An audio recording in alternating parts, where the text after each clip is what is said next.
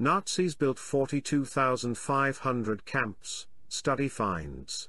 Οι κηδείες των Εβραίων στα στρατόπεδα συγκέντρωσης. Θέμα για έρευνα. Πόσοι Εβραίοι κηδεύτηκαν από το 1941 έως το 1944 στα 42.500 στρατόπεδα? In the morning we marched out at 6 o'clock to the job, and depends. Normally you work 12 hours a day, but in the winter you can't work 12 hours a day. So in the afternoon you walk back to the camp, and there you stayed. Which camp was that then? Ottmut. Oh, Ottmut. Okay. The name of the camp was Ottmut also. And the closest little town, and I never forget that name, and I tell you why.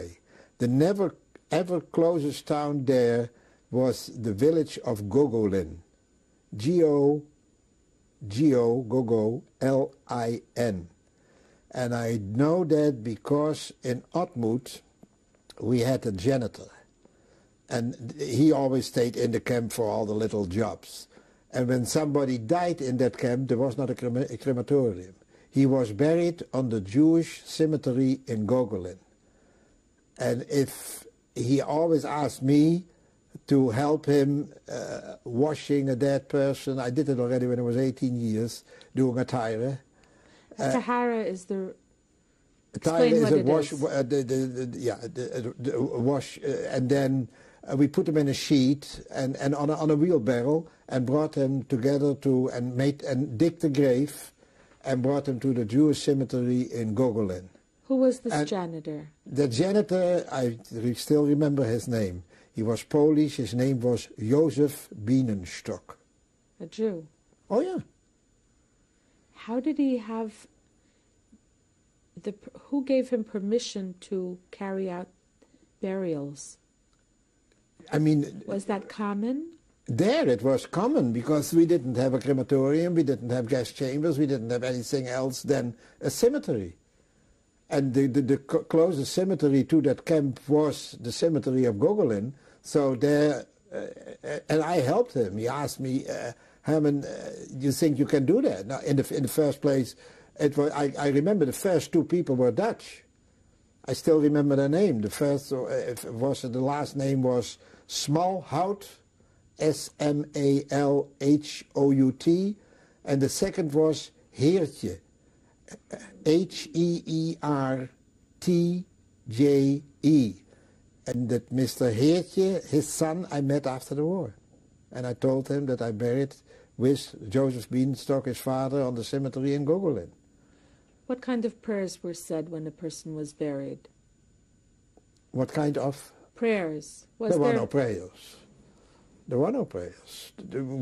He and I and a guard went there, and we finished. Yeah, it's strange to say. We finished that job and we went back, and you got an extra portion of food because you finished an extra job. Was there a marker placed in that cemetery for each of the each of the people? No, not marked. Not that I know of. Because we came there, and I've been there probably 6 or 7 times in the year that I was in Ottmut doing those kind of work. The other extra job what I did, because that is in Ottmut, is the same camp. Let me go back one step. In Ottmut, I came in December 1942. But in that camp, we really get a normal treatment, you know. They didn't... we had a Hauptscharführer with us. Later, that's how I mentioned before, the Wütke, the Hauptscharführer Wütke. And if you can describe a SS soldier being good, he was the one who was very human. Could you please spell his surname? Wütke, W-O-T-T-K-E. I believe a young Jewish girl died in Allendorf of natural causes. Not a Jewish girl, her mother. There was a girl with her mother there, and the mother died with natural causes. But this Hauptscharführer Wütke organized for her to take her to the nearby town where was a Jewish cemetery, and her daughter could go with her and they buried her there. This was in the early part of 1944 that this happened. Not the early part. We was there in August, and that was about in winter time, you know, in about November. November 44. Yes, in November 44. That was a very unusual event, that an SS person would allow a Jewish woman to be buried in a Jewish cemetery while the war was still on. Oh yes, I am sure it was, but that was a very unusual treatment that we got in that camp too.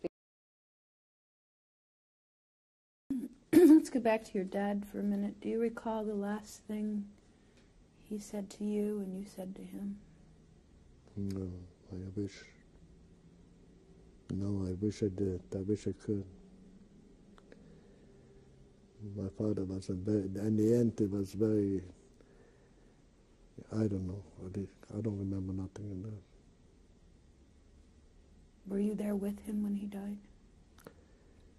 Well, my father died, and my uncle, my father's brother, was in the same camp. I ran to my uncle and told him my father died. And then they took him outside the gate about, it's a little forest, it's about 100 yards away. And I watched them burying my father, and I made a point of watching exactly to know. Even today, I think I would find the place, or at least I would find the location. I think I wouldn't find the exact place, but I would find more or less where it's at. I concentrate so hard on this particular section of the forest that I think I can find it even today. And I only feel bad that I couldn't say a prayer for him. Once your father died, how did you fend for yourself? Well, in this camp, in this Blizhen, then from Blizhen, they liquidated Blizhen, and we went from Blizhen to Auschwitz by train. I remember when it was, I think April the 10th, Roosevelt died, the 9th or one of the days, I don't know, today, and he came and told me that President Roosevelt will more. And I felt so sad, I was so upset, I figured, no, it's the end of the world, it's coming. And then I had a very good friend, a very intelligent girl. Her father was a very famous lawyer in Budapest. And she kind of gave up. And she didn't want to eat at the end. She didn't eat. As a matter of fact, the sign when you were already almost to go, they had like a tin cup, and they filled it half with sugar, and they gave it to the person. That was the goodbye present. And she died there, and they let me go to the cemetery. When she was buried, they rolled her up in brown paper, and we went, and it's in the Heinichen Cemetery at the edge of the cemetery. They actually had funerals? It was, yeah, they dug the grave and they put her there. I mean, there was no person, rabbi or any religious official, but they let me go. I think me and another friend. So you asked permission, or they said anybody that you could go? Or? They said it. You don't ask there.